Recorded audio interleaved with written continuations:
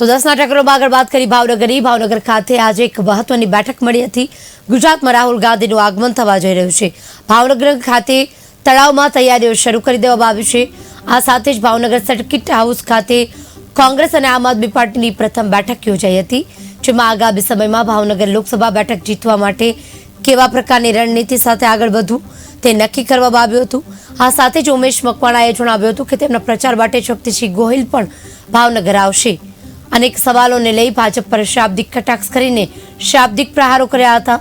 તાજેતરમાં કોંગ્રેસના બે દિગ્ગજ નેતાઓ અમરીશ ડેર અને અર્જુન મોઢવાડિયાએ આપેલા રાજીનામાને લઈને પણ કટાક્ષ કર્યો હતો. આપનું ઝાડુ આવતા કચરો સાફ થઈ રહ્યો છે.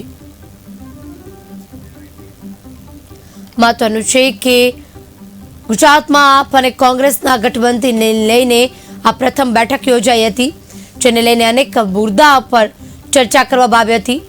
જેમાં રાહુલ ગાંધી ટૂંક જ સમયમાં ગુજરાતની મુલાકાતે આવી રહ્યા છે. આ સાથે જ પીએમ મોદી તેમજ જે લોકો કોંગ્રેસ છોડીને ગયા છે તેના પર પણ કટાક્ષ કરવામાં આવ્યા હતા.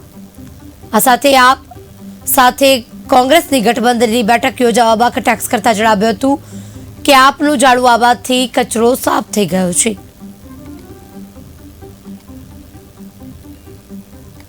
આજે ભાવનગર શહેર ખાતે અમારું ભાવનગર પૂર્વ વિધાનસભા અને પશ્ચિમ વિધાનસભાની આમ આદમી પાર્ટીના કાર્યકર્તાઓ અને કોંગ્રેસના કાર્યકર્તાઓ વચ્ચેની આજે સંકલન મિટિંગ છે.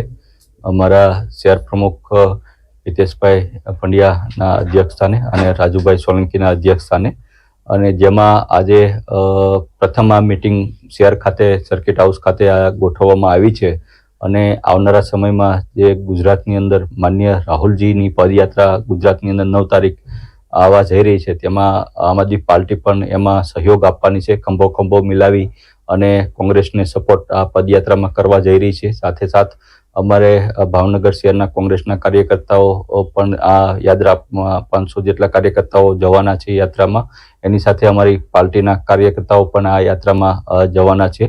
અને એ અનુસંધાને આગામી કાર્યક્રમને લઈને આજે અમે ચર્ચા કરવાના છીએ. અને ખાસ કરીને પ્રથમ મિટિંગ છે એટલે બીજાના પરિચયો થઈ જાય અને આગામી સમયમાં અમારી દરેક વિધાનસભા સીટ વાઇઝ, દરેક વોર્ડ વાઇઝ અમારા ટૂંક જ સમયમાં કાર્યક્રમો અમે લોકોની વચ્ચે જવાના છીએ. જે રીતના ભાવનગર શહેર, જે રીતના મેં પહેલાં પણ કીધું હતું એમ કે જે અન્ય મહાનગરોની ગણતરીમાં ભાવનગર શહેર એવું એક છે કે જ્યાં સંખ્યા ઓછી થઈ જાય છે. લોકો બેરોજગારોનું પ્રમાણ વધુ છે.